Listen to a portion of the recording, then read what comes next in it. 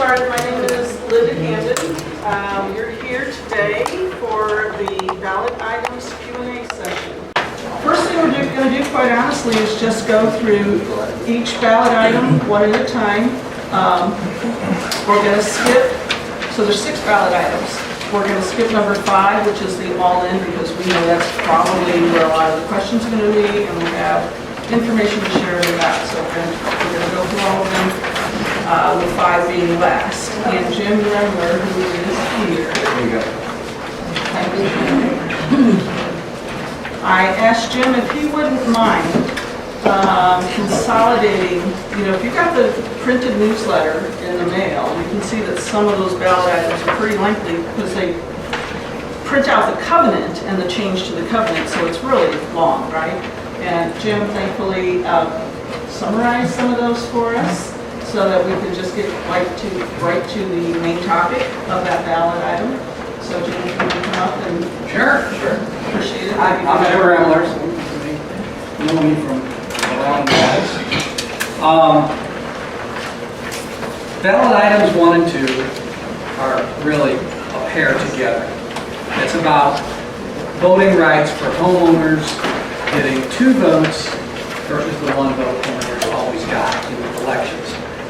Passed last year, and of course, it could not be enacted because there was verbiage in both the covenants and the bylaws. The bylaws got updated, the covenants did not. So now 1 and 2 is trying to rectify that. So 1 is about I think the bylaws, and item 2 is about the covenants. If you want to affirm last year's vote, you have to vote yes on both 1 and 2. If you want to undo last year's vote, you can vote no on either 1 or 2, in which case what happens is the change that had been made last year in the bylaws gets removed, it reverts back to the 2022 version, and just like it always has been here, apparently, 1 vote for everyone allowed. So that's what I'm choosing.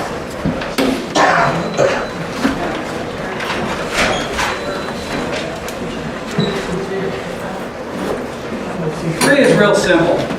It's to ensure that anyone entering our departing the premises does so through one of our approved gates. I guess there are some lots that may border a public roadway that there may have been some discussion about, folks, just driving through their own lots to, connect themselves to one of our roads. This says that can't be done. You want to come in, you want to go out, it's through one of our gates. I have a question. Yes. Did you know there's a grammatical error on that one? I did not review it. Instead of saying an adjoining lot, it says enjoining, which is a totally different word. And changes the meaning of the... AD instead of EN. Okay. We'll fix it on the actual ballot. So that's a real simple one. Just adds a new section into the covenant. And before you go on, Jim, and I should have said this, so you mentioned 1 and 2. Were there any questions about 1 and 2 before we Yeah, went where do on? you get 1 and 2 from? They're 2 separate ballot items. Ballot item number 1. I know, but are they on the papers that you mail to our house? Yes. They're not already here? No. This is, the ballot mail that came out from the POA. Each ballot item is given a number, so it's just what came in, like in a whole paper. So the ballot item doesn't mean anything until you sit down. Okay. Is there any questions about 3? I got a question about 1. Oh, sure. So, we voted last year, was it, to give homeowners 2 votes? So that means that this vote that we're coming up right now, homeowners don't get 2 votes? That's correct. Right, yeah, basically what happened last year is we got through the whole entire election, and somebody found in late February or March that last year bylaw was changed for that voting, but it also listed it in the covenants, and no one caught that it was in both places. The according to the BOA attorney, the correct place for it to be is in the covenant. So, and in the hierarchy of documents, the covenant outweighs the bylaws because the covenants are recorded with the county. So the covenant has the actual voting right in it.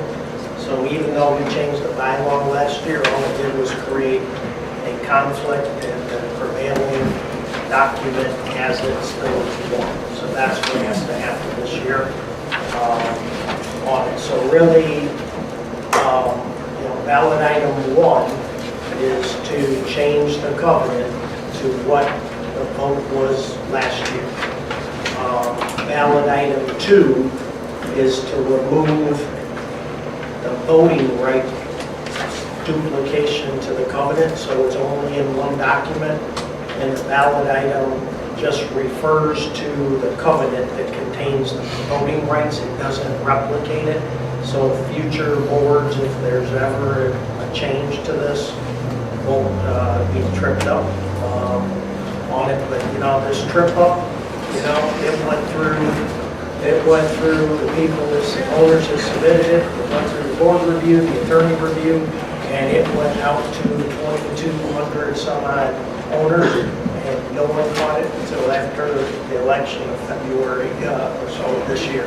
So this is to address it, but so if you want to continue with what was voted in last year, you vote yes. If you want to On both? Yeah, on Both 1 and 2. Okay. on it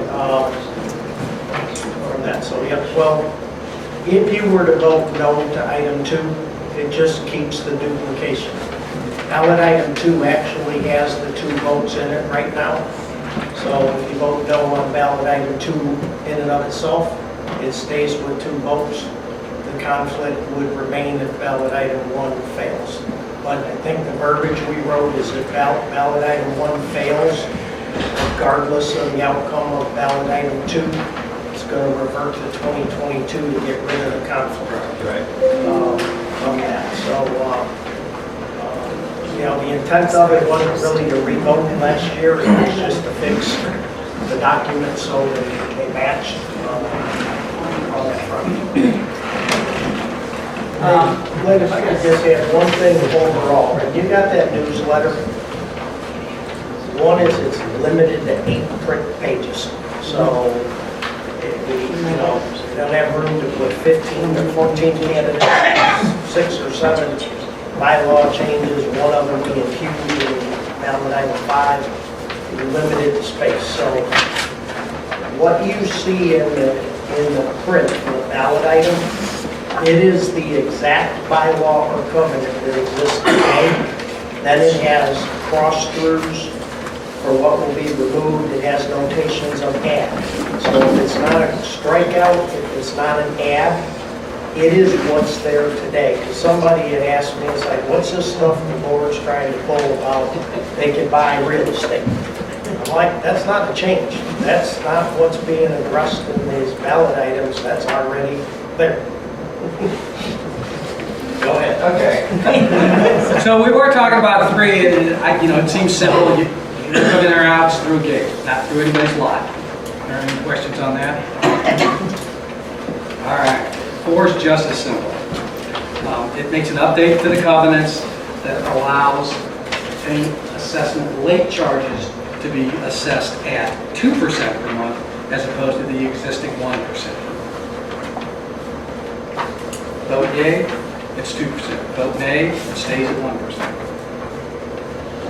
What's the reason for Why? Speak to reasons. I'm only here just to kind of summarize the text. is it a money? You can probably answer that. Basically, the late fee today is amounts to 12% interest. Any late fees on anything today are 20+ odd %. So, our rates are well below market, and we continue to, be somewhat challenged by people that think they don't have to pay their assessments, and, possibly bringing the late fee to market rate will entice them to pay. If not, it certainly will make their balance big enough that maybe we have other alternatives to collect. Is that the reason why you want this all out to somebody else? That's not on the ballot item, so they asked if we hold that till later. Okay. Any other questions there? Pretty simple. 6 is a little weird. Well, it's hard to read. But it deals with permits and construction bond fees. And what it's basically doing is, currently there's verbiage in the covenants that split the fee arrangement between builder and owner, and this kind of consolidates just to the owner. And it lowers the fee that's, it used to be $8,500, now it's down to $7. It allows for the POA to retain up to $4,500 of that. In the mailed out document, there's that $4,500 is, I don't know if anybody else knows it, but it's weird. That it meant $4,500, they're going to fix it on the ballots. Then any road cuts that are done, they can withhold $2,500 of that fee for up to a year until everything gets approved. So that's the essence of it. If you Can I vote, add something to that? sure. If you vote yes, you're agreeing to these numeric changes. If you vote no, you're saying keep it the way it is. Also want to note that this covenant change that's on the ballot item says that the money will go in To the roads fund. Yes. versus getting thrown into the general fund, which is what is currently being done. So any retained fees, there's the $2,500 and the $4,500, goes into the roads fund, not the general fund like it used to be. So that's the essence. Any questions there? Cool, I'm done.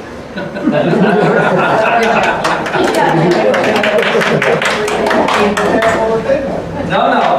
Somebody else is going to do the big one. And I must say thank you to Laura Breezy, who I also asked, will you look at this, see how we can consolidate this information? And between the two of them, they meshed it together, and we gave you all of that information. Yes, thank you. Now it is time to do the ballot number 5, which is the all-in for, well, I call it all-in for Raintree. It's really called all-in assessment change that was listed in your newsletter. And I think Mike's just going to go ahead with, this is my husband, Mike Camden. He put together a video, 9 minutes long, that's going to take everyone through how to read this tiered table, which looks like this. This tiered table. Now, please know that everyone should go, well, what's the big deal? I can read, I can see this, right? But we have found that people have misunderstood how to read this. And so we took the time to really lay it out so that nobody should misunderstand, to find where they are and how to read this table. So we're going to show that video. One other thing I want to say about that. Oh, there's lots of misinformation out there. You know, we started way back in April when the ballot item came about. Then we did the May town halls, and some of you came to the May town hall. At that time, there was a different dollar amount for lots, vacant lot owners, and a different dollar amount for those that have a residence here. That has since changed. Some people don't know that. And so this is really important to know what the changes are, how they work, and that's why we're going to ask you to watch this. This video is available for you to watch again at any point. I think it's listed on the website. If not yet, it will be on the POI website. I've put it out on social media in numerous different places. So it is available for you to share.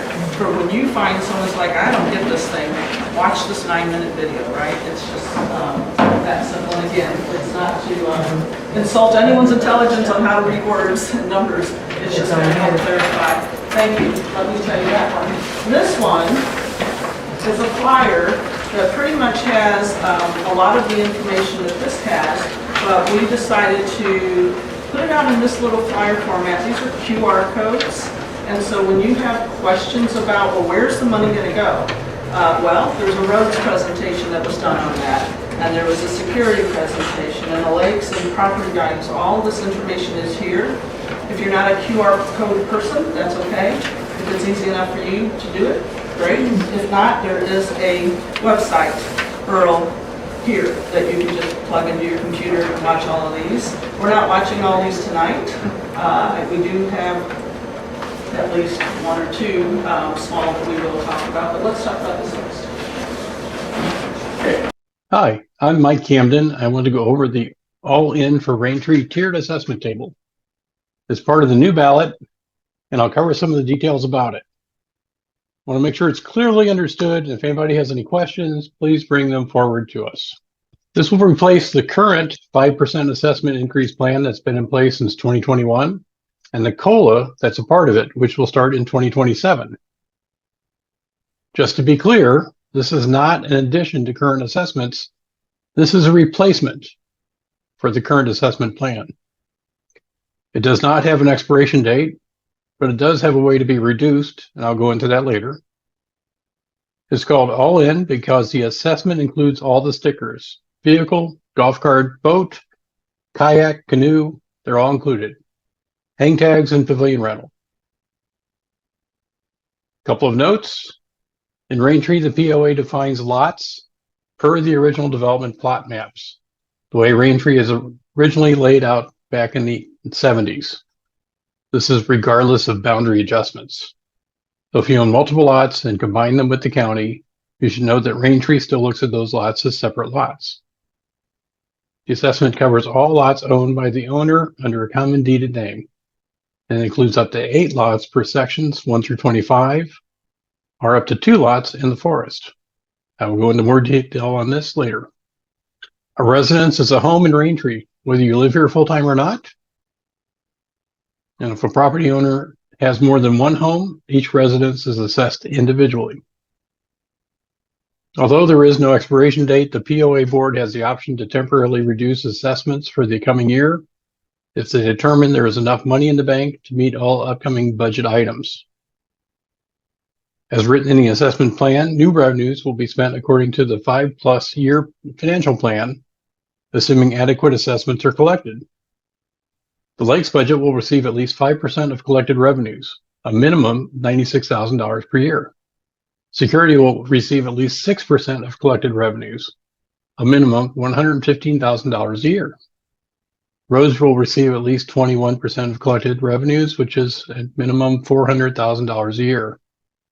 The remainder of revenues go to cover all the other normal operating expenses and any other unexpected things that pop up.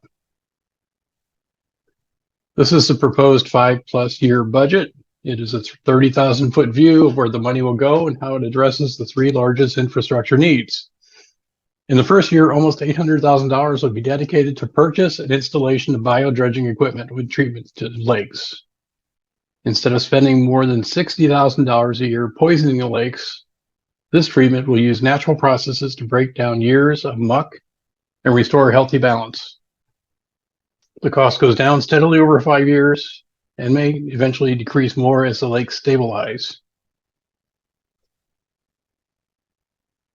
Security receives $100,000 first year and then increases to $225,000 after that to support manned guard presence, upgraded gates, and more or better cameras. Finally, roads. Roads will only get a little over $400,000 in year 1, but this increases as the Lakes budget goes down so that we have over $1 million available every year for maintenance and repairs. This is the assessment table. We'll go through this line by line. Usually only one line of the table will apply to you as an owner, but there are some exceptions. Questions to ask yourself when looking at the table: do you own an empty lot or a lot with a residence? This is a key differentiation. Is it in sections 1 through 25 or in the forest? Once again, that's an important difference. How many total lots you own, including a lot your home is on, if you have a home here? We'll go through this heading by heading. So if you're in sections 1 through 25 and do not have a residence, look at the lots heading. Kind of zoomed in here. If you have up to 2 lots, you will pay $50 a month. This is 2 lots without a residence. If you have 3 lots, you will pay $125 a month. If you have more than 3 lots, up to 8 lots, you will pay $150 a month. Again, this only applies to you if you do not have a residence in Raintree. If you own a house in sections 1 through 25, look at the residences section heading. That's the one that applies to you. If you have up to 2 lots, including the one the house is on, you will pay $100 a month. If you have 2.5 to 3 total lots, including the residence, you will pay $125 a month. And if you have more than 3 lots, up to 8, you will pay $150 a month. Again, one of the benefits of the all-in is that lots do not have to be adjoined. They don't have to be adjacent to each other. One could be across the street. They can be at a different part of Raintree. If you have 3 lots, you'll pay $125 a month. If you do not have a residence and own 1 or 2 lots in the forest, look at the forest lots heading. There is only one line, so if you have up to 2 empty lots in the forest, you will pay $100 a month.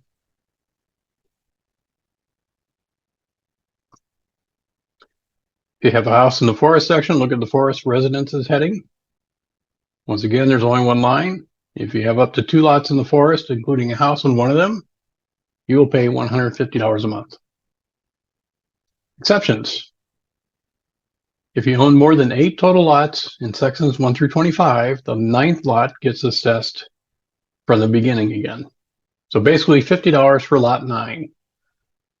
So for example, if you have 9 lots in sections 1 through 25, you'll pay $150 a month for the first 8 lots, plus $50 a month for the 9th lot, totaling $200 a month.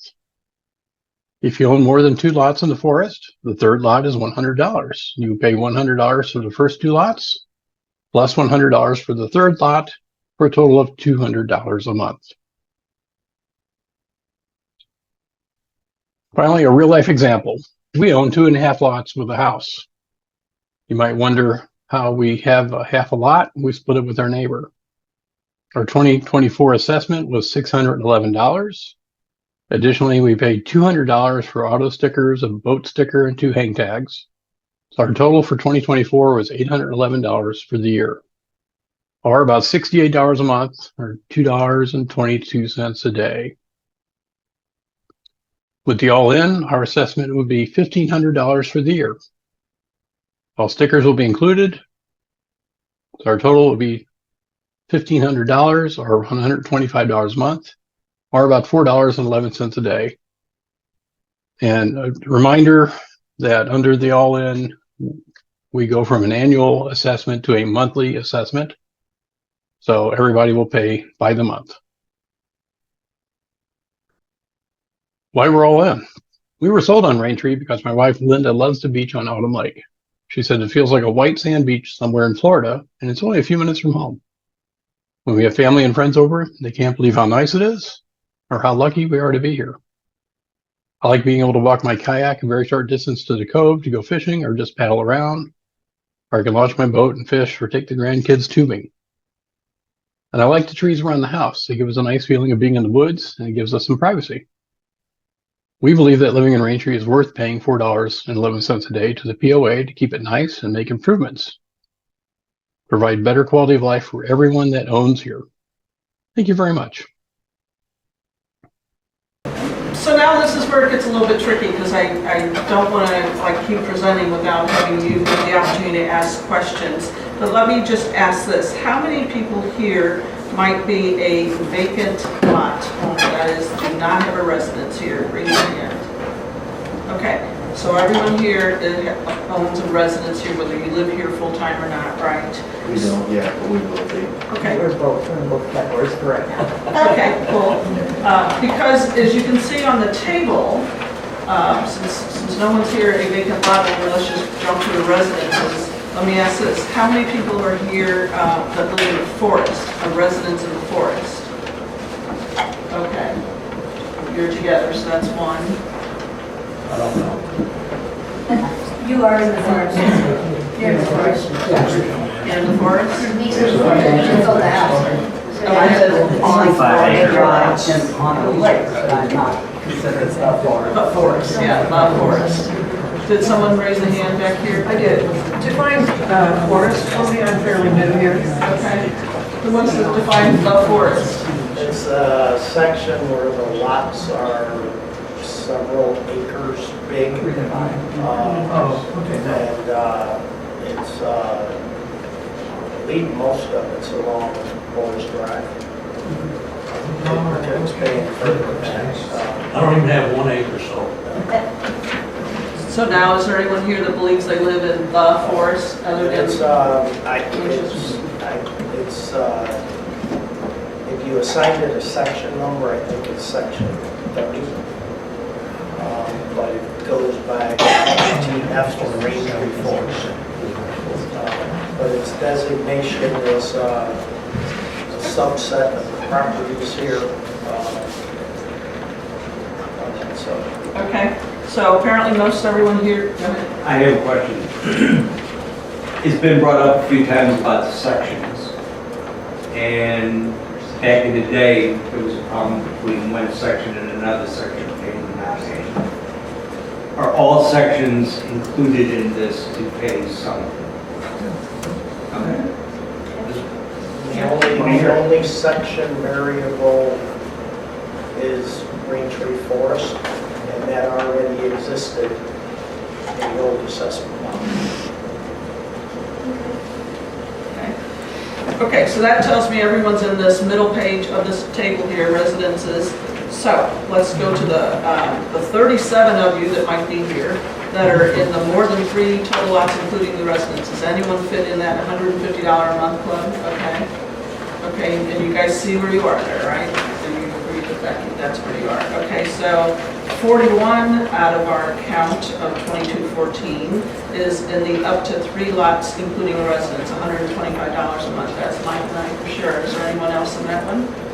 Okay, then that would mean, is this true, that the remainder are in the $100 a month, up to 2 lots, including the residence? There's 688 people that fall into that category of the 2214 that's represented here.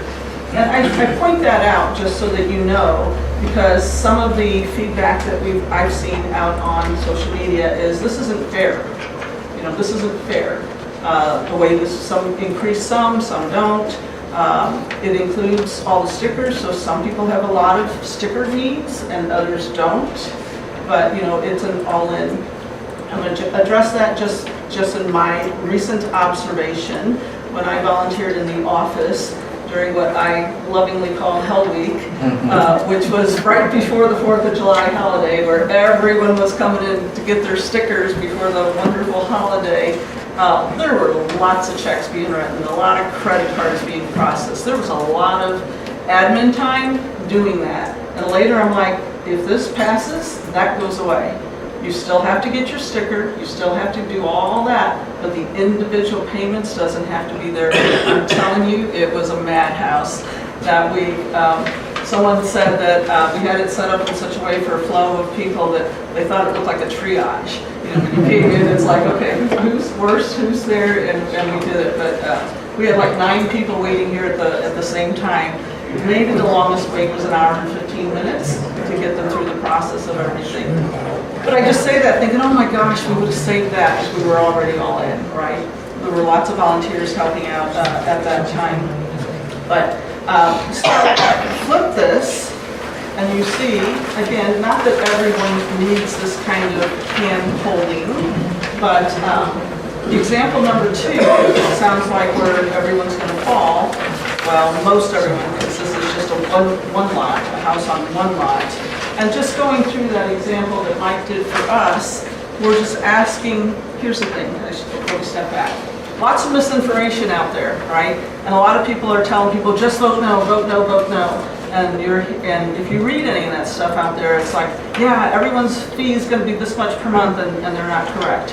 And they're not taking into consideration that there is a savings, I'll call it a savings, not the right word, that depending upon what you have is included So that's very helpful to understand that. A lot of people don't get that they're not going to pay this and a $100 boat sticker, right? The boat sticker's included now. We just want everyone to have an informed decision when you make your vote. If you're a no, you're a no. We get that, but at least do it based upon information, right? And not just because someone's out there telling you vote no, vote no. And same way with vote yes. Make the decision for yourself. Once you understand all of this, go through the numbers yourself. So before we move forward into I'm not sure where to go here. Okay. On this back, does anyone want to walk through this, or are we all good with figuring this out ourselves, right? You just figure out where you are. You do the math on what you're, like we did, what was your 2024 assessment, right? Everyone probably knows that quickly because you just paid it, right, within the last month. You probably know how many stickers and tags you bought, what that cost you, because you probably came up and did that recently.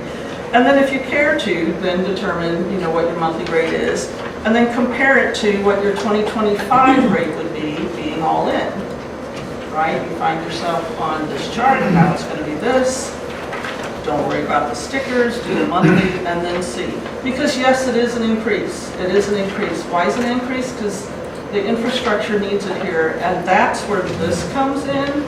If you really want to understand the why do we need such an increase? Well, we did without an increase for a long time. And I've seen people say, well, we just passed that 5% increase 2 years ago, I think. We're in the second or third year of doing that. If we did the math correctly, and we think we did, that 5%, if everybody paid it, okay, over a 5-year period, only brings in like $158,000 over 5 years. That increase for 5 years, everyone paying $158,000.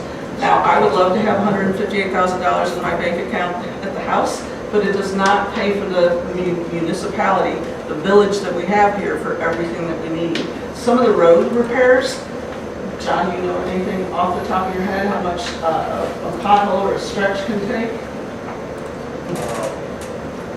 I know that pothole up front is probably 6 figures to fix, probably. On that thing that we had in there, we showed all the dangerous road repairs that are going to take place, $80,000. Okay, so you can see, and he was pointing to this, there's the roads video that we did this information back in the May Town Hall, and it's captured, everyone can watch it. Again, you can do a QR code, or you can go to this website and watch that video. We won't do that tonight, but you can see there that just even a couple of holes or a couple of places takes thousands and thousands of money. So $158,000 over 5 years of that 5% increase isn't going to get us anywhere. It gets spent just in a year for taking care of roads. Why wasn't that thought of 2 or 3 years ago? Numbers are numbers. When they did the 5% increase? Yeah. I don't know if anyone wants to answer that was here. Well, one, we had Nick King on the board who did a study with Vernon Jones, was it, John? Yep. And they did an audit of the subdivision with Nick and John themselves and said to do it right, you need to do 7 inches of compacted material and 3 to 4 inches of compacted asphalt. I've heard the comments out there that we can just do potholes and whatnot, and people say it's a scare tactic. Well, it's not a scare tactic, it's a real thing now. Not all 41 miles need to be repaired. There's people on East and West Vista that have had roads repaired 3 or 4 years in a row, just because that's the main thoroughfare to get from one place to the other. But if you want it done right and do it from year to year to year and not have to worry about it in the future, you do it right with 7 inches of compacted material. Some of these roads are sitting on dirt. Nick witnessed it himself and sent me a text message of the picture. I could show you pictures of what was asphalt laid right on the top of mud. I have a big hole on mine, but that's not the question. My question is, when they put this 5% in, did anybody know about these roads, about how many inches to compact, blah, blah, blah. You had different members of the board. Yes to your first question, no to your second question. We didn't have anybody on the board when we did that 5% increase for 5 years. When Nick got on the board, he got with Vernon Jones and John and did an educated audit of the subdivision. Now, I had brought something up and got crucified for it, but if you did all 41 roads at one time and said, hey, here's 41 roads, do the asphalt, get it done, I think you could... Sorry. What was that? Well, here's the thing, that we do have Nick's and John, when you all did the roads committee back in April 2023, when Nick was on the board and you all did that, we did snippet that down to 4 minutes. We have it available because we thought if someone asked, what about the roads? We can at least tell you what, so it's a 4.5-minute video. Before we go to that, Yes. can I get some clarification? So you're saying at the time this 5% a year thing was passed, you didn't have the information that the roads needed this much work? Correct. Yeah, okay. Because we didn't have the talent on the board to do it. Can I ask something? You said $158,000 over 5 years would have come in? If everybody paid. Right. And you said it was $80,000 to fix a few patches? There's the money. I mean, you know, I would say, one of the things I recall, I was not on the board then, but it was like 11 or 13 years the community went through no assessment increase. And I think, you know, from what I remember, it could be wrong, but I mean, I think they were trying to come up with something that would pass to bring some revenue here, but, you know, I mean, it's not, I mean, I can tell you this, you know, we had no idea as owners, you know, what we know now about the lakes. You know, I don't think we have the detail, at least I didn't see any of it, about what we know today about the roads. And, you know, there's all different avenues of addressing the roads. I think somebody's tossing up chip and seal. I'm like, you know, I grew up in a place with chip and seal, and you're gonna get paint chips all over your car. Until that stuff cures and seals, the rocks are gonna fly all over your grass. You're gonna get tar on your car, you get tar on your driveway, you get garage, you go for a walk on the street, you get tar all over your shoes. And not to mention all the money that we invested in this community over the years, the asphalt the roads. You know, like some of the roads that just need to be compacted, they can mill the asphalt off. I don't have an answer. I don't know, can you mill, chip and seal off a road, or do you gotta dig all the asphalt off of it first?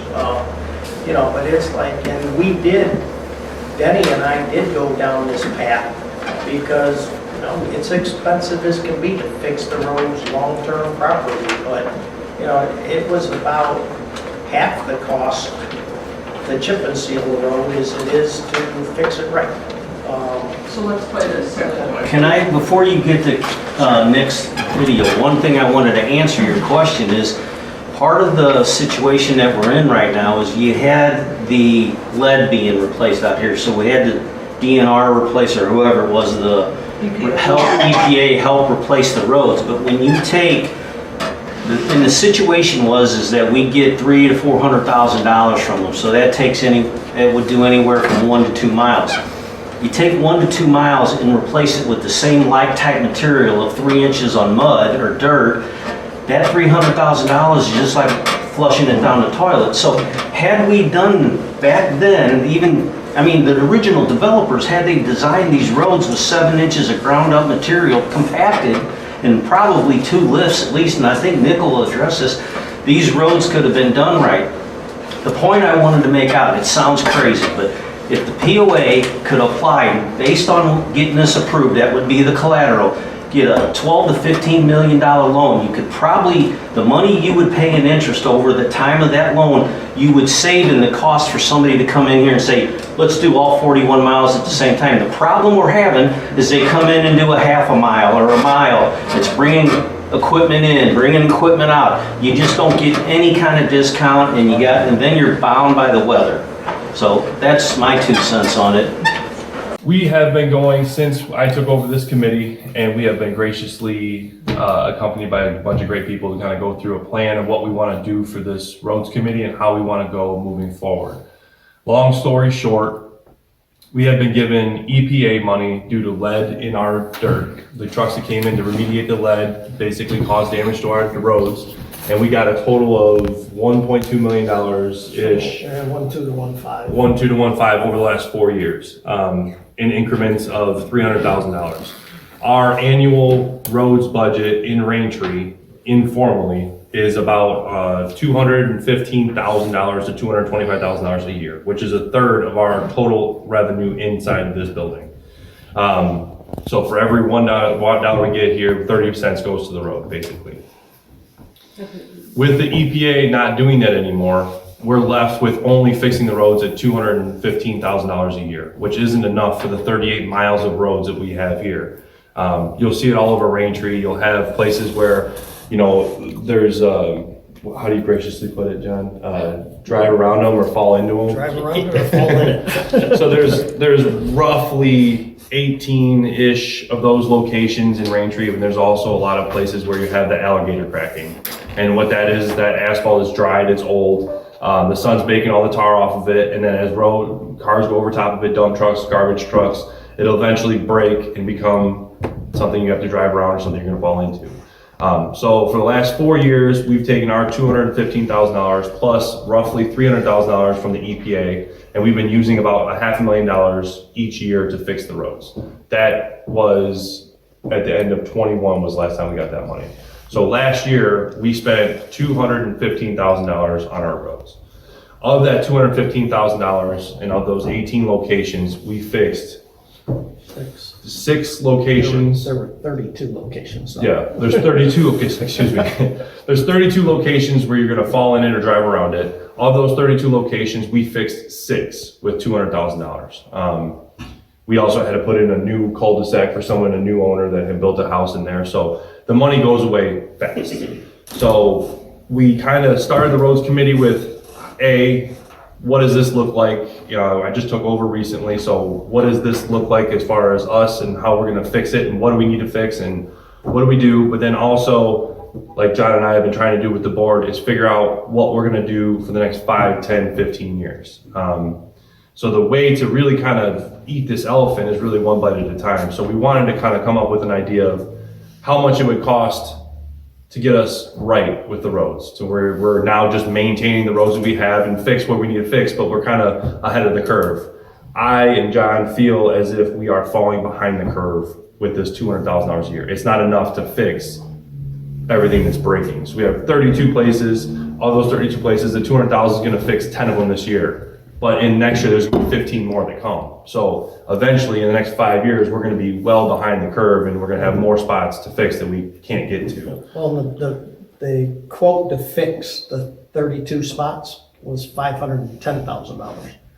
So we're entering this new budget cycle, new year, with $300,000 behind to fix, 26, 28 spots from a year ago.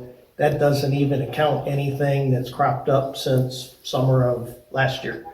And it's not really fixing or maintaining the roads. It's patching the parts that you're gonna drive around or fall in. Another big thing is in Raintree, and what we've been doing for the last few years is we've been laying down 3 inches of asphalt, which is a residential grade amount of asphalt, something you use for a parking lot, right? So for example, B is probably a 6-inch pour. So you have pour 4 inches, compact it to 3, and then do another lift on top of it. So that's a commercial grade road amount of asphalt, especially with the dump trucks we have here, tag axles, dump trucks, construction equipment, and even our garbage trucks, right? I mean, you're talking about big machinery going on residential parking lot, driveway type asphalt. The problem with fixing it correctly is it's expensive. So did that help with understand what the... One thing I'd like to say to Nick's point, he is educated and has an engineering degree, so he is vetted in what he's talking about. Okay, yes. I have a question. They're building a lot of new homes in the forest or on the Forest Drive. Will build builds a beautiful home, and I always notice though, when they're pouring their concrete or, the big trucks come in, it's right in front of your house, Jimmy, they tear up that road. Who's responsible for fixing the road when the concrete trucks are building homes? That road's been like that for a long time. It got worse when they built the I mean, house. what we've been trying to get the ACC inspectors to do is take pictures of the road when they approve the project and after. And if the road is destroyed beyond the road cut, because that's what that, I think it's ballot item 6 is the road cut, is then that builder either needs to pay or the homeowner needs to pay to fix the road. I mean, it might sound harsh, but if the contractors are tearing up the roads and won't fix the roads, and don't approve them to build any more homes in here, it's like, but that takes somebody to, enforce it to happen. I've seen it actually. But part of why the roads are getting tore up with some of this stuff is, it goes back to, you hear the song, all about the base. The base is, asphalt is designed to be elastic, it moves. And one problem we have here is the base of the roads don't go past the asphalt. Look at what they just did on Highway B. The base goes beyond the edge of the road. So if the asphalt flexes beyond the base of the road, it's got nothing to hold it, so it breaks off at the side. If the base isn't compacted right, there are some of these roads that there's water problems that go under them that, need to be addressed, not just repave the road, because the water will get it again next time. So, it is a process, and, people say all 40 miles, remember we got somewhere between 38 and 40 miles of road. They all don't need to be fixed. Like, you're right, they don't, here today. But this is a long-term plan for Raintree, which we've been asked for. And, if we have $1 billion a year to support the roads, that means 3 miles of roads get fixed a year. This contractor, Vernon Jones, said that the useful life of a maintained road here, we probably can get 20 years out of most of them. But that's maintaining it as well, which means you got to fix the cracks, you have to seal coat it, maintain and take care of it. So this is, and it will take, I forget the number, I think it will take something like 12 to 15 years to go across every road here. So if we get 20 years out of them, we'll be better off.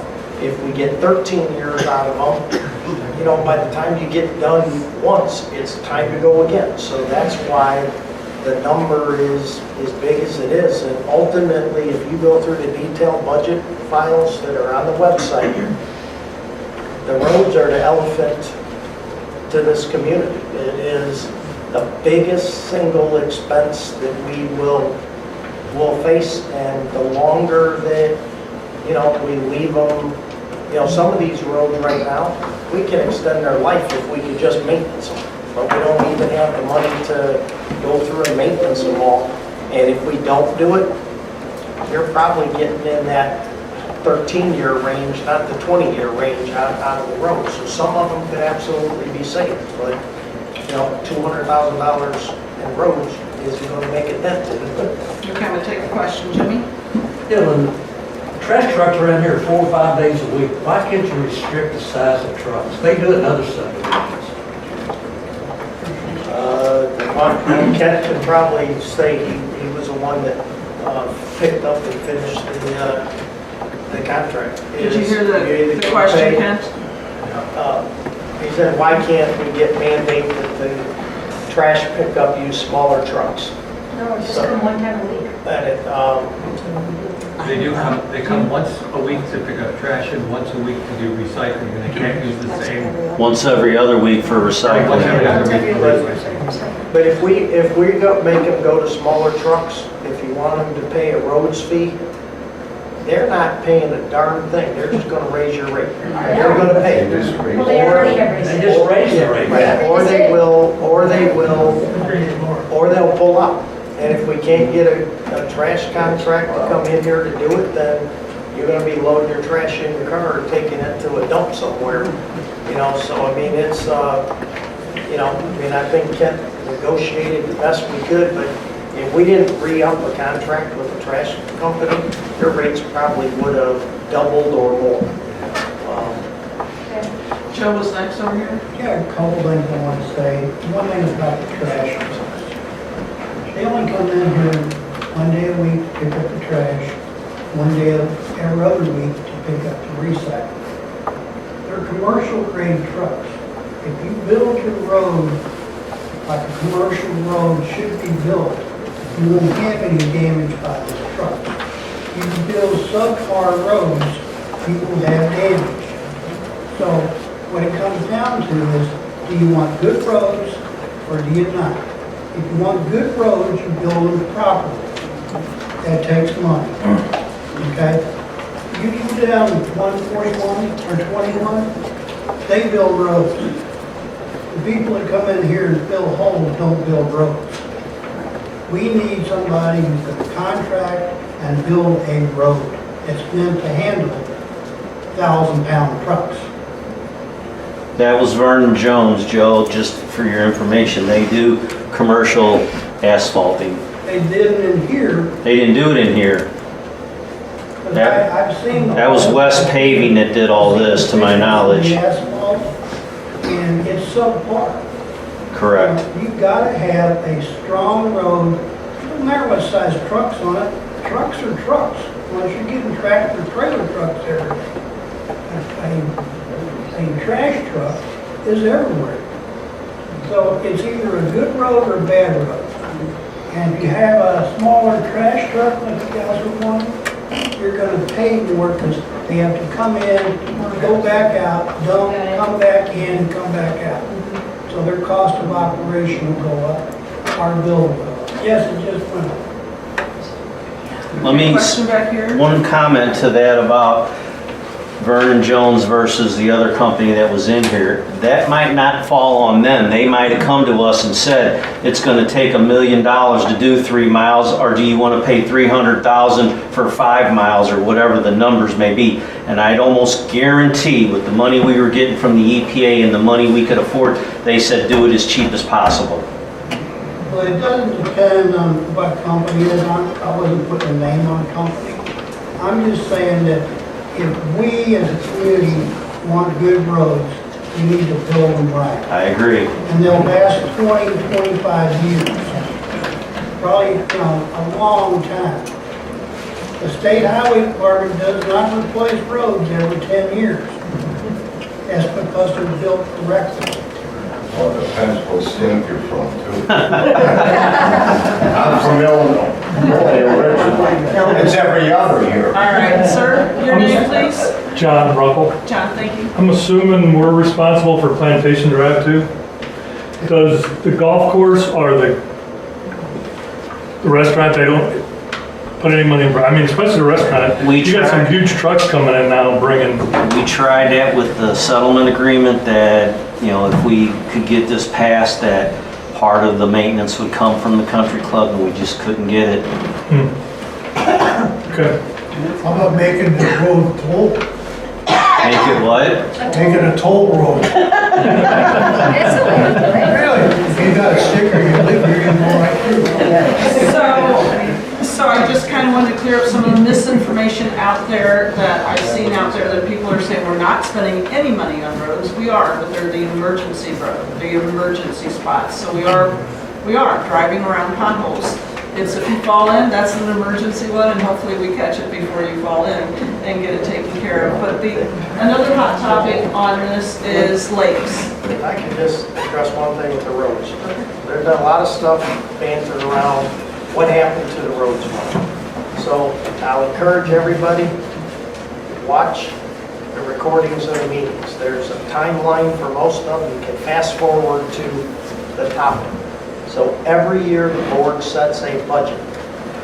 Other than maybe a handful of items, all the money goes in the general account, all of it's allocated back out. So yes, roads typically had roughly $200,000 allocated to it. This current budget cycle that we're in, because we really weren't making marked headway with the roads, the board decided, let's try to address 2 other critical areas for Rain Tree and spend this year's money in those areas. They were lakes and security.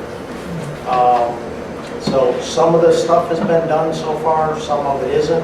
We did allocate money for emergency road repairs, which we discussed. Denny got the bids, we approved them. I think some of the work started, but late August, September was the timeline for it to happen. So, you know, the money, roads money didn't go anywhere, it didn't disappear. We didn't allocate the full amount to it this year because when you allocate the full amount to it, there's no money for roads and lakes. So we decided to try something to do that.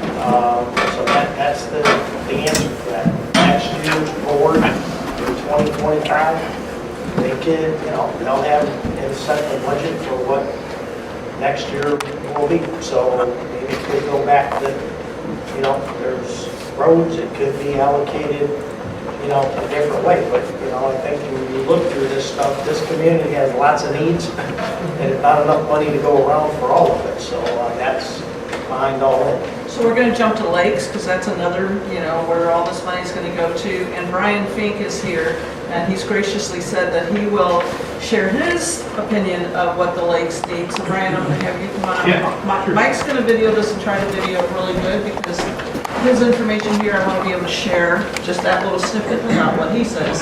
So tell us about your experience, who you are, and how much lake time you get. Okay, so my name is Brian Fink. I'm on the Lakes and Beaches Committee.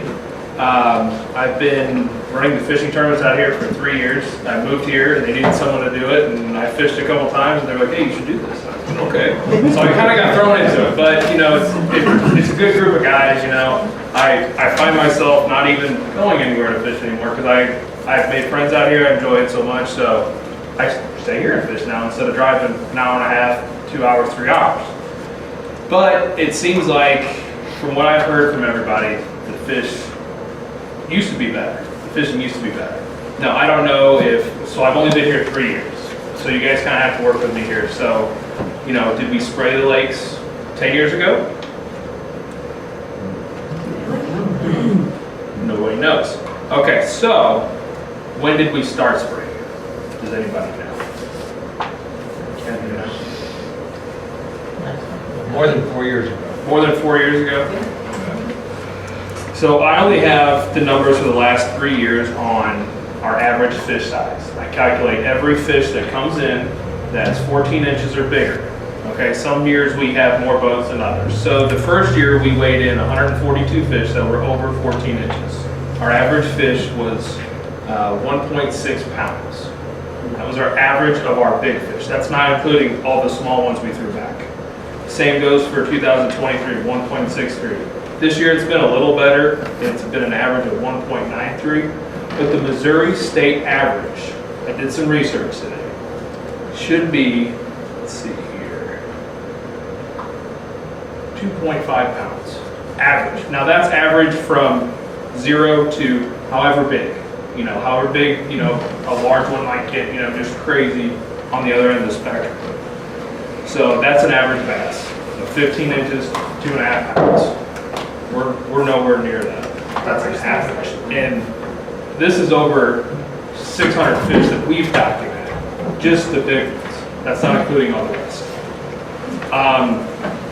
You know, and people say there's no fish in the lake. That's crazy. That is crazy. There's a lot of fish in there. One bass, 3,000 to 7,000 eggs per year. One. Crappies, that's, let's see.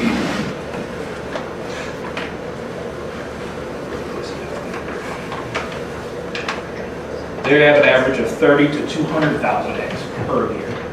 So it's not of a matter if we need to stock the lakes, it's a matter of the food chain and the food web that this clean flow is helping, that, is in the all-in for Braintree.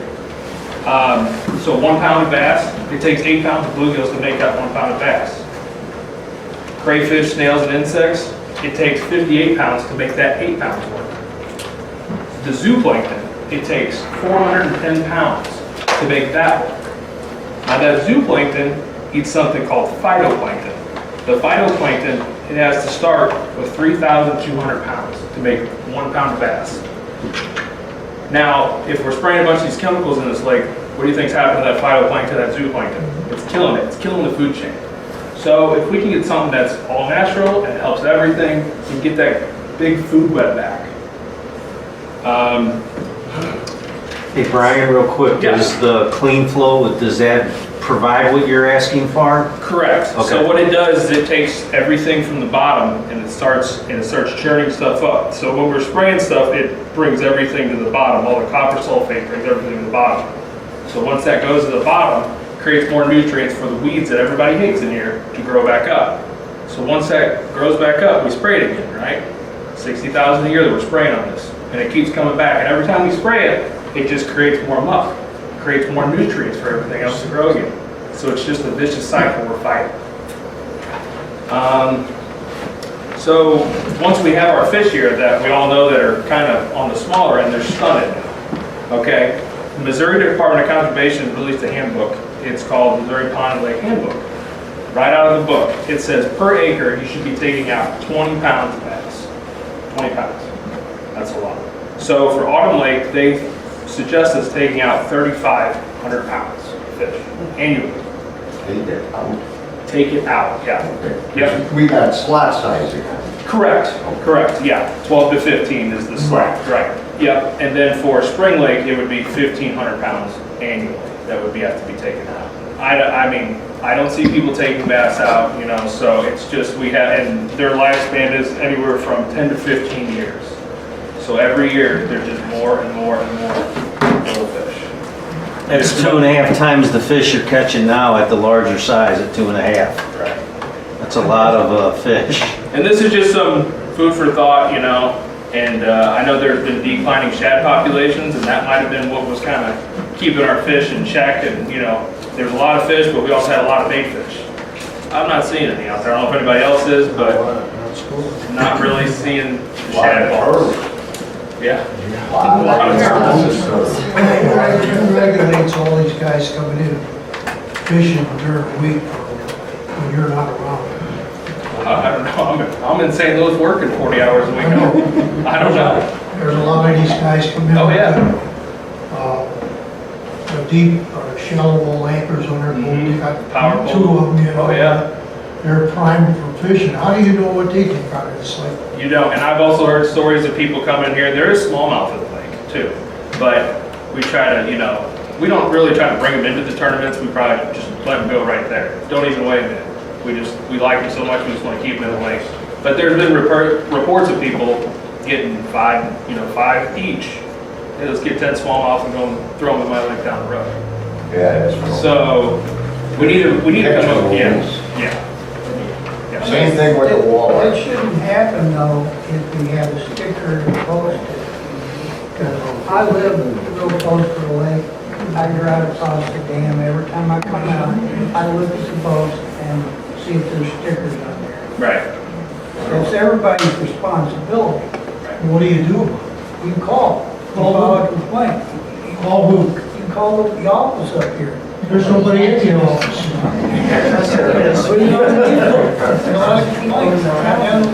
The guy says, yeah, I'll take care of it. Are you saying we need to take more fish out, or there's too That- many taken? Bass. No, there's too many bass in that lake. We need to take them out. But that's kind of beyond the point. The point is there's too many fish in there, and there's not enough food at the bottom, that zooplankton and all this, and the phytoplankton in this lake. And every time we spray it, it kills everything. It depletes the oxygen, and the microorganisms can't survive. So there's no shed anymore. Brian, what brings that plankton in? Do we stock that or does No, that it's create it natural, it's automatically? natural occurring. Okay. Every time we spray it or, that, it can't survive. Every Placing some structure. every time you spray your yard, Is there structure in the lake? chemicals on your yard, and you live on the lake, or you blow leaves into the lake, you're killing your own lake. Every That's time where- a lawn company comes out and sprays your yard, there's a certain amount that's gonna go in the lake because of rain before it dries or whatever. Those chemicals kill your lake. You blow your leaves into the lake, that kills your lake. We're actually killing our own lake.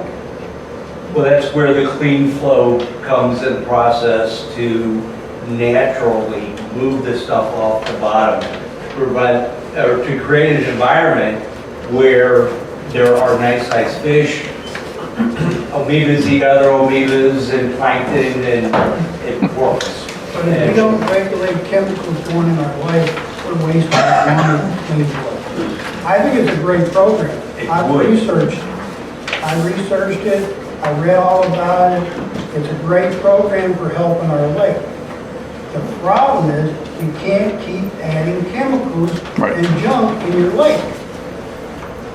I think it would be one or the other. There's one arm of the lake that I can't even get my boat in. Yeah. The And grass is so and bad that my trolling motors quit running. The lake is that full of grass from the bottom up. the clean flow is supposed to do the biodredging, where it's supposed to take enzymes and oxygen and start eating away at all the organic matter. It takes 5 years for that to work out. Right. But, like, we've all been talking about they talk about mechanically dredging the lake, right? Okay, well, there's a sewer that runs through the middle of the lake. I happen to be a plumber, and I would say, no, don't be touching that duct line that's 40 years old. That would be a big thing. And then we have to dispose of that somewhere, and with all the problems we've been having with the lead in here, we have to get it tested. But what if it tests positive for lead? What are we gonna do with it? You can't dispose of it somewhere, It's gonna be really expensive to do that. I haven't been here as long as all those people have, but is there anybody here that knows, was there ever a sewer line running into this lake? Yes. There's your problem. That kills your lake from day one. You mean an open sewer line? Sewer line. No, it's all closed, you can see it. But it's never. Sort of pipe. So if it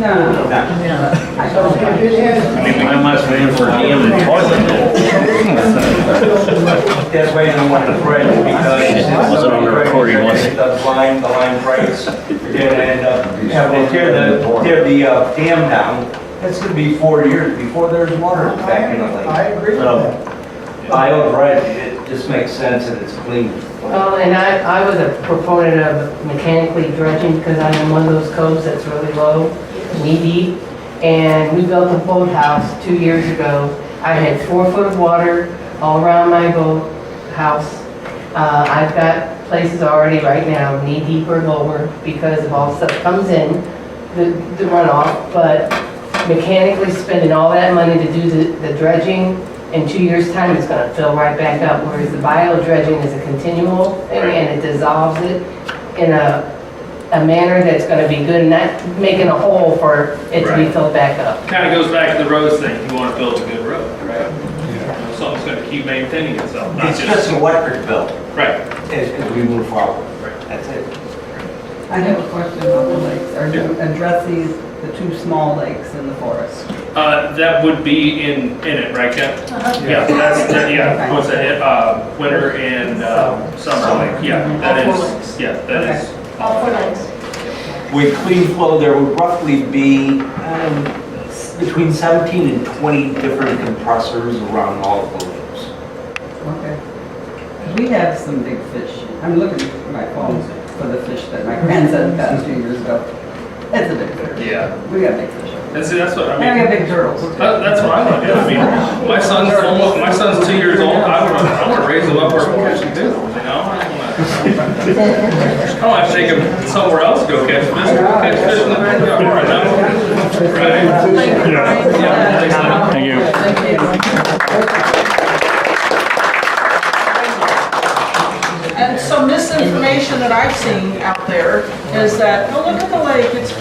there's no problem, what are they talking about? $800,000 for this beautiful lake? Well, as you can hear, it's not just what you see on the surface, right?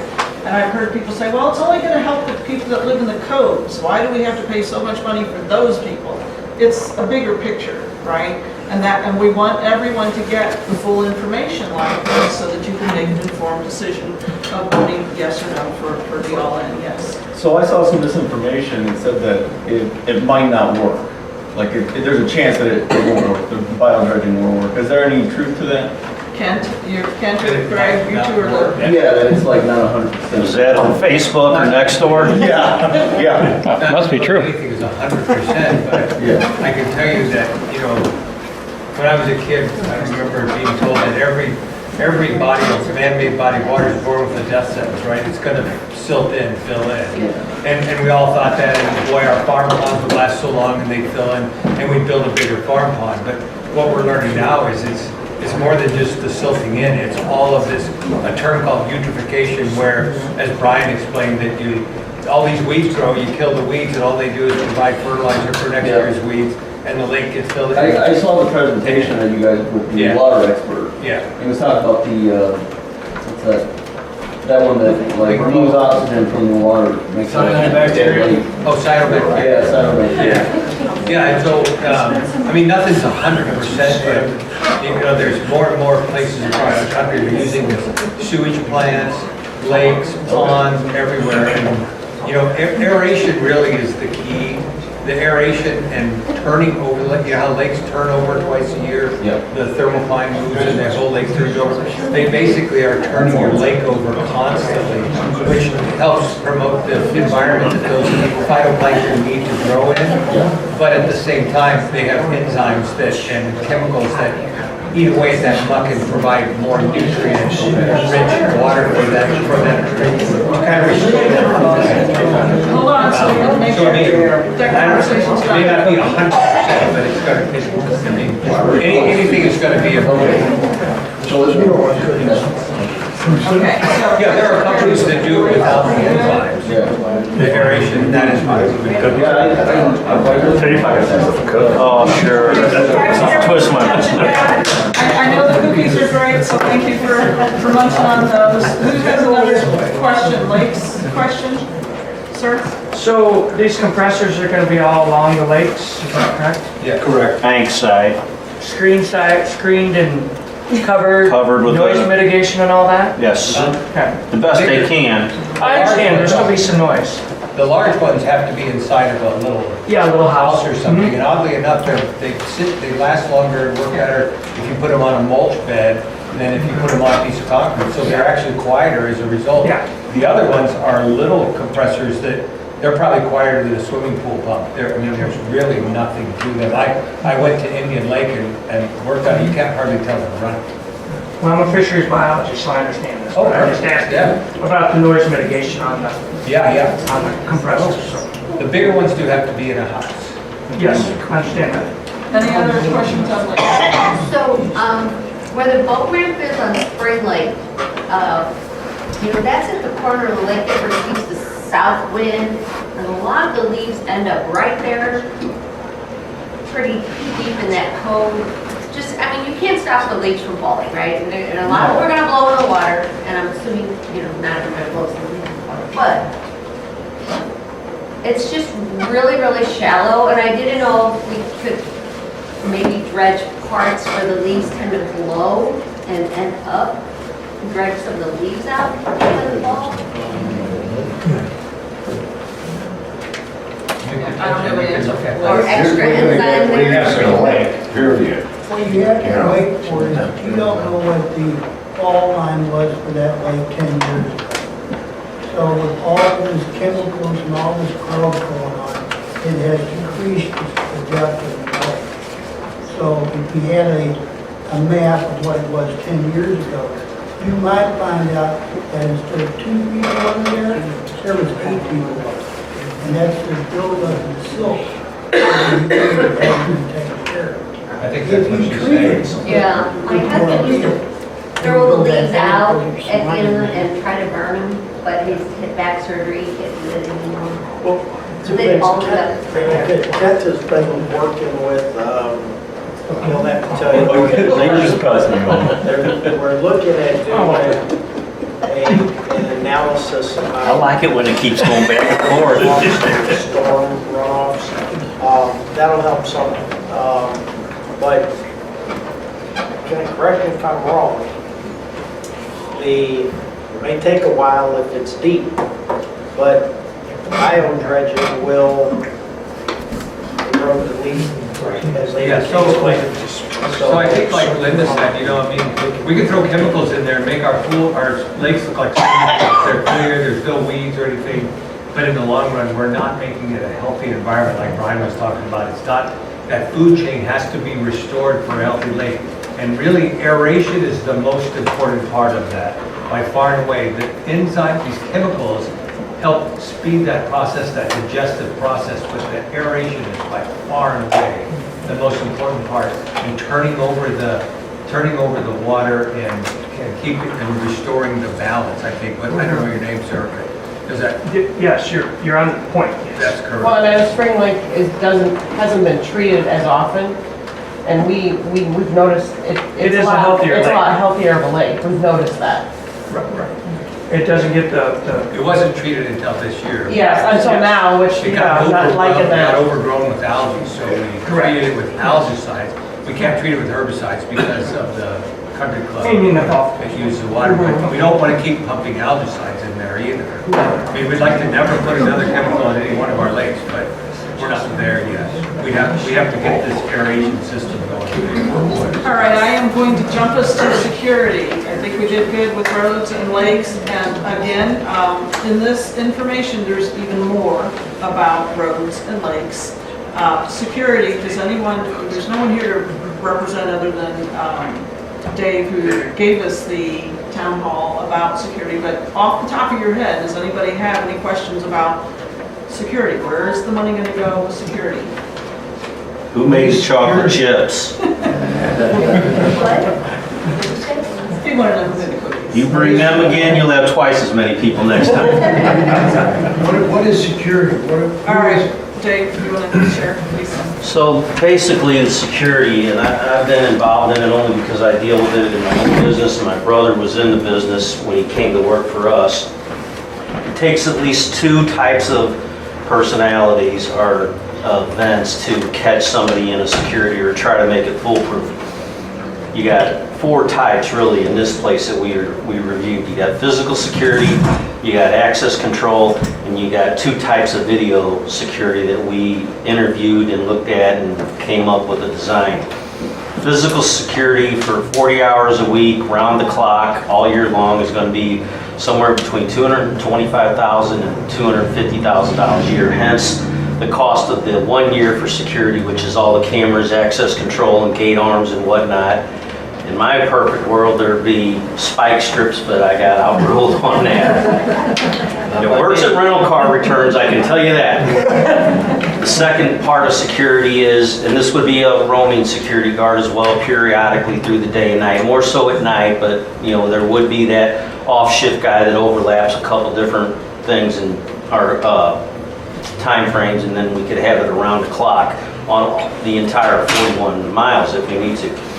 The other thing is cameras, video surveillance. We had a project to bring about, was it John, 16 cameras in here at strategic places that the company that was providing this had a relationship with the county sheriff's department and the local police department that would work hand in hand with us if there was a violation for anything. So they would do that on our behalf. We didn't have to bring somebody in here and watch the video. They have 24/7 surveillance, so it's right there on the screen in the cloud, recording 24/7. Once we install it all, which I think was about $35,000 a year, or they install it and then it's $35,000 for a 5-year contract, or maybe it was a little cheaper, I don't know. But they are responsible for all the cameras. If they get damaged, it's on them. If they break, it's on them. I don't remember the exact warranty on it, but most of the service and support was on them. All we had to do is probably, honestly, I don't know that we had to do anything other than say, yes, we want to press charges. The other thing was called flock cameras. That was the fourth technology. And that would be placed at 1 or 2 places in the subdivision, probably the front gate, and it's a high-level camera that drills in on license plate cameras. Now, it doesn't contact security or the police department or us or anything, but it is a live surveillance. And if somebody gets caught somewhere in the subdivision and maybe they got by one of the 12 to 16 cameras, if they did get caught and they don't have a lot of proof, they could get the car, and then the flock camera is nails on the license plate if it has a rear license plate. So as long as you don't drive in backwards through the gates, we can probably catch you. That all said and done, after you get the implementation of the hardware of a new access control, a new gate system, the spike strips, did I mention spike strips? Video surveillance. You're spending about $200,000 to $250,000 a year to keep that up and running. Granted, there's probably some maintenance on some of it that would be out of the contract cost, but for $250,000 a year for 4 technologies in here, that's a no-brainer in my mind. Questions about security? No spike strips, Dave. No. No spike strips. I thought that was number 1. And the dollars generated to, obviously it'll be budgeted, but the dollars generated with this all in would cover. Absolutely. And there is a minimum spend every year. Those minimum spends were put in there just for the sake of people thinking we're not going to go buy a 30-foot pontoon boat and put it on the lake for the security guy to drive around. And here's your table that says that, on the table it says what the minimum is, because one of the things I've heard is, how do we know that the future board is going to spend it this way? It's written into the ballot item that the future boards need to do this minimum. That's how you know.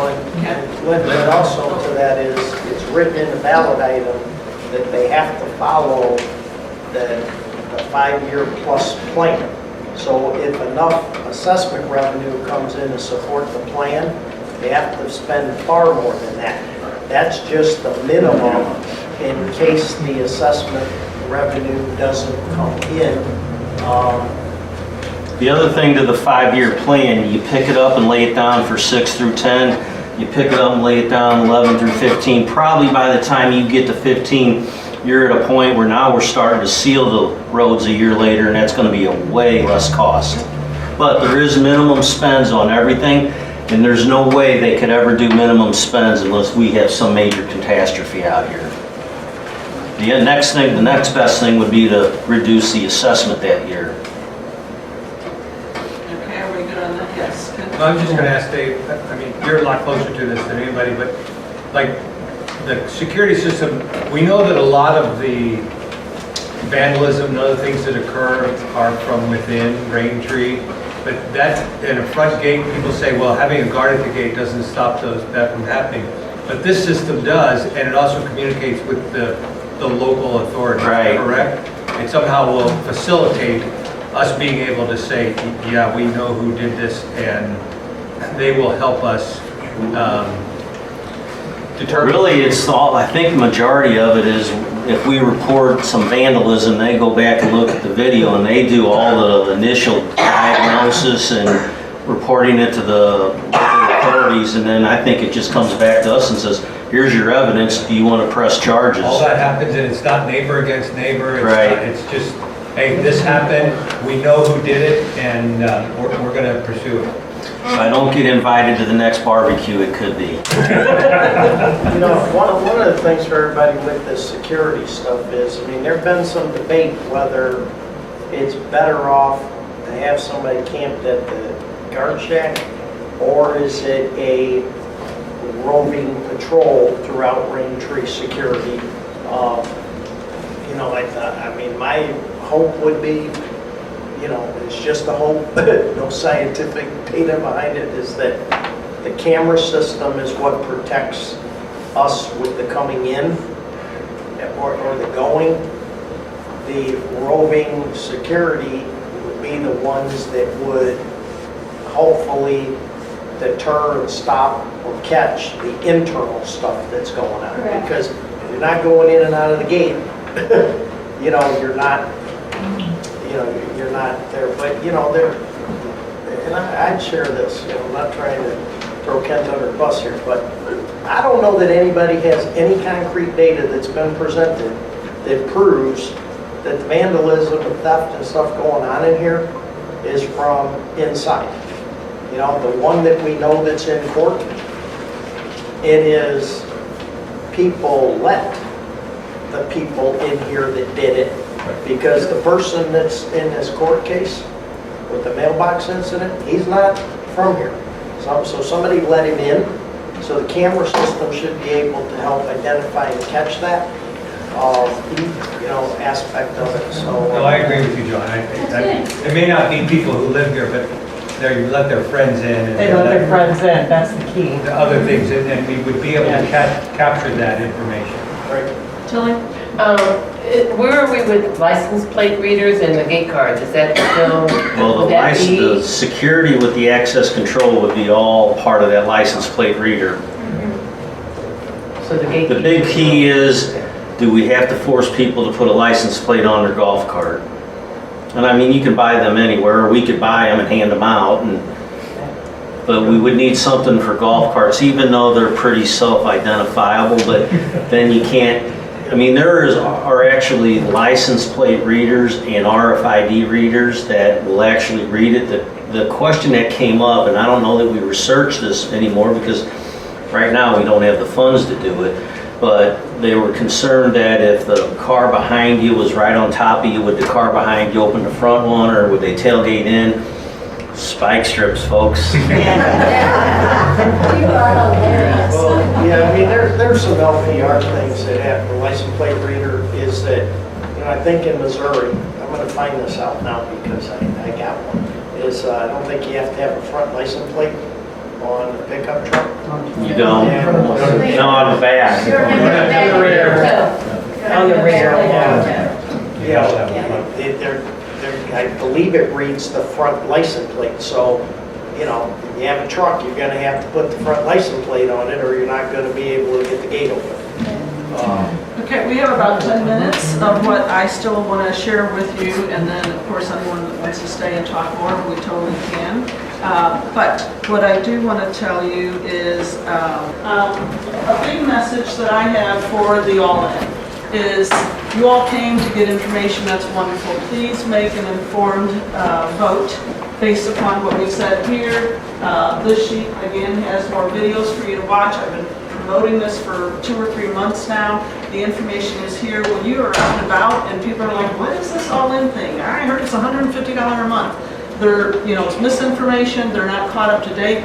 Tell them, please, to go and watch that 9-minute video you all saw of Mike going through the table of how to read the table so that they don't misunderstand. Well, I have a lot here and I own here, so add these two together. No, you know, it's one line. Just want to make a point to those who are really hip on the QR readers, that you can just, with your iPhone, just take a picture and it does the same thing. Right. So depending upon your phone, you know, you might need an app. My phone does have a QR reader built into Right, it. but a lot of people don't know. Right, a lot of people don't know that, and as soon as you do that, it goes straight to the files. Okay, so that's for those. And honestly, this was created, I will tell you, this was created so that we can hand them while we're out and about, and people might go, oh, what is this? And do their little QR and watch it right then and there. We're going to be handing them out at the gates and stuff if we get permission from the board that we can do that. Joe? One question, if this does pass, have we thought about? No, when it passes. Have we thought about how this is going to be paid? Can I do it on my bill pay, through my bank? Yes. Is it a monthly thing now, or do I have to write a check? What's the program?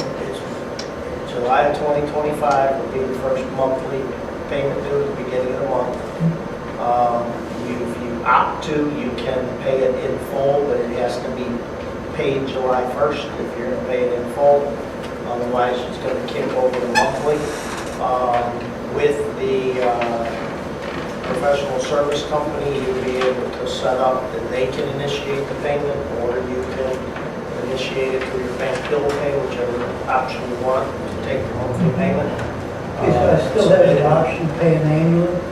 But it's got to be paid on July 1st, because otherwise if you don't pay it, you know, like some people right now, they haven't paid their assessment yet, they'll get hit with the interest just late charge on a monthly basis. Well, I was just wondering how you're gonna set this up.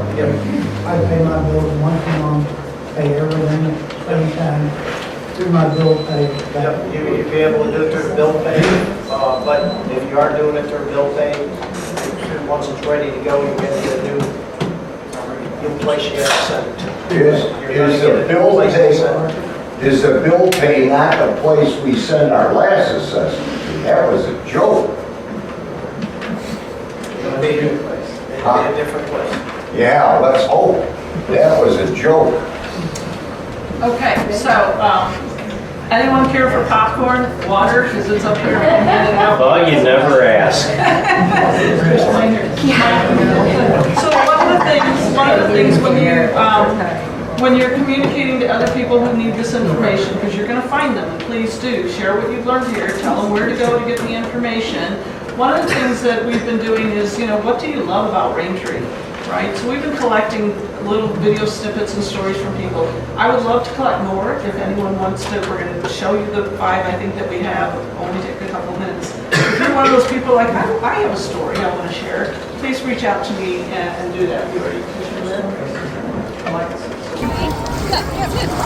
I love Raintree because of everything it has to offer for our family. I feel like it's a safe community, and I love everything about it.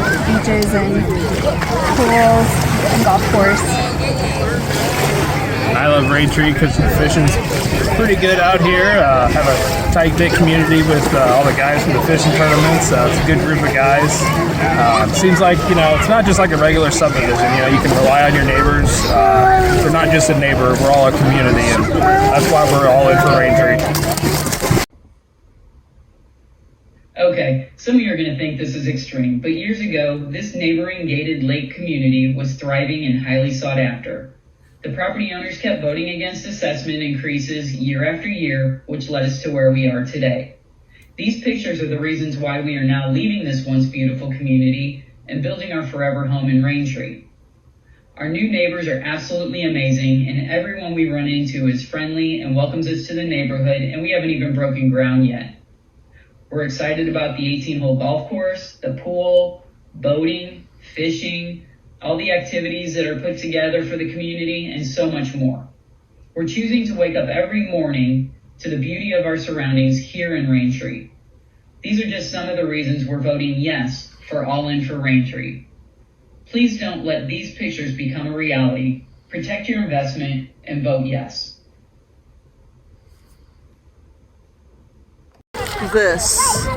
This is what sold me on Raintree. This Autumn Beach Lake experience. I love it down here.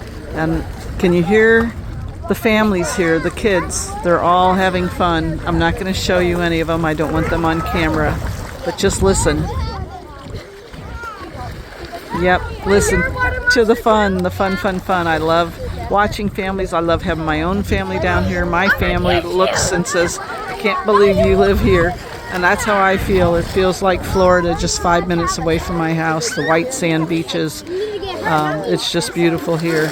Now my husband likes the lake for the fishing and kayaking and boating, and that's fun for him. But this is why I am all in for Raintree. I want to protect this. I want to have this lifestyle, and we are all in for Raintree. Charlie and I have been in Raintree since 2002. The first thing I did, I joined the HOA. The HOA is a fun organization, and it's strictly a social group. I made many new friends there and met many new neighbors. The HOA had so many activities and fun things to do, I knew that we had chosen the perfect place to live. As the years rolled on, more and more clubs and organizations developed in Raintree, and there is so much for everyone to be able to do here. There are bunco groups, and there are game night groups. We have sand volleyball, we have fishing tournaments. If you want to have fun and look for it, you'll find it right here in Raintree. Living on the water, we soon purchased a boat. We purchased a used boat, and the used boat is now a used boat because we use the used boat. We still have the same boat. We skied and we tubed and we fished and we enjoyed our boat, and which we still do. All of a sudden we accumulated a pedal boat, we have a kayak, we have too many fishing poles and noodles and floats that you can shake a stick at. We have all of this in our own backyard. Autumn Lake Beach is another amenity that is absolutely fabulous for Raintree, and we own it. Because of living here, I decided I would learn to golf. I learned to golf, I joined the Ladies League, and now I'm addicted to it. I love golf. All of that being said, we need to protect what we have here. We need to protect what we own. All of this goodness needs to be maintained. Right now we have lakes that need our attention, we have roads that are deteriorating, and we need better security. I wanted to protect my property values, and I want my property value to increase, not fall. I want this beautiful life that you and I have here to continue. I want the amenities that we have to thrive, and I want Raintree to flourish. And that's why I am voting yes to All In for Raintree. Why am I all in for Raintree? Well, I can think of 18 reasons right off the bat. Or maybe I should say right off the club. Anyway, yeah, I'm a golfer, and I just love having the Raintree Country Club as one of our amenities. Being in a place where folks can just jump in their private carts and be at the course in minutes is just very special. To be honest though, it's not what is known as a championship course, but it's a fun, challenging layout with some of the best greens around, and that's an important feature for a golfer. And it's the most affordable golf I have ever played. I tell my old golfer pals from back west that I now belong to the Hillbilly Country Club. We all have a good laugh, but then I get the last laugh because it's my club, and I can go play just about any time I want. So now let me give you my 19th reason for being all in for Raintree. It's just a special place. It has a special feeling. It's like living in a resort. When we moved here from out of state, we looked at, some very nice homes in some fairly ordinary neighborhoods. Nice structures, but no neighborhood wow factor. But when our realtor brought us here, we passed through the front gate. We knew immediately that there was something special here, even before seeing the home we are now in. Not many neighborhoods possess that kind of charisma. So that's why I am all in. That one. So I also want to point your attention to the table on the back side. There's a couple of different things. If you Google the average Missouri HOA fee, anyone want to guess what the monthly average? 200. Okay. Double it. 400 probably. It's 400 something. Yeah, it's 400. It's $400 a month, the average. I used to pay $250 in Arizona, and all they did was like water some patches of grass. Thank you.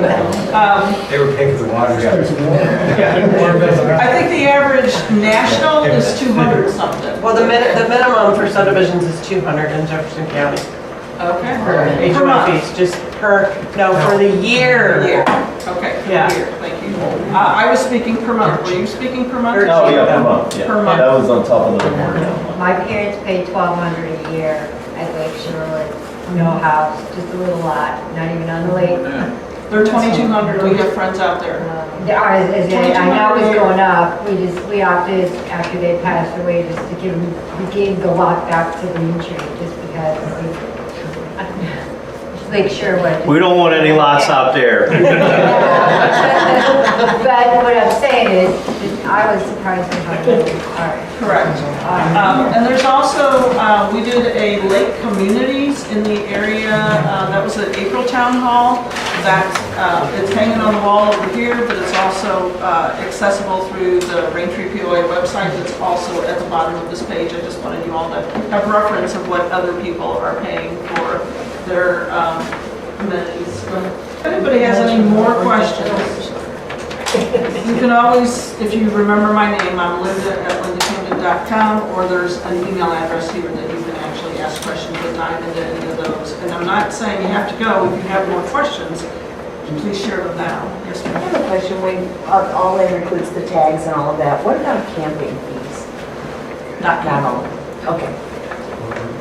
So oftentimes it's because it's our friends that come and Yeah. camp. Like my daughter camps there because, One thing that, it's in the documents, but I don't think we've touched on it, but if any of you have done an ACC project that isn't a home, a boathouse, or a seawall, and part of your deposit was kept, and all in, they won't keep the deposit, but, again, the seawall, boathouse, house is exempt from that, so if you're doing a sidewalk, a deck, as long as you do it according to the plans you submit and are approved, you'll get your full deposit back. So that's part of all in too.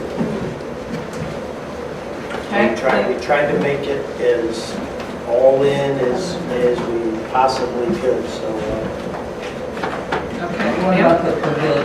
The pavilion is included, not the deposit, you will still need to do a deposit, get that back minimal as well, but the actual fee rental is included. Because typically those are owners that, Yeah. well, not typically, that is your.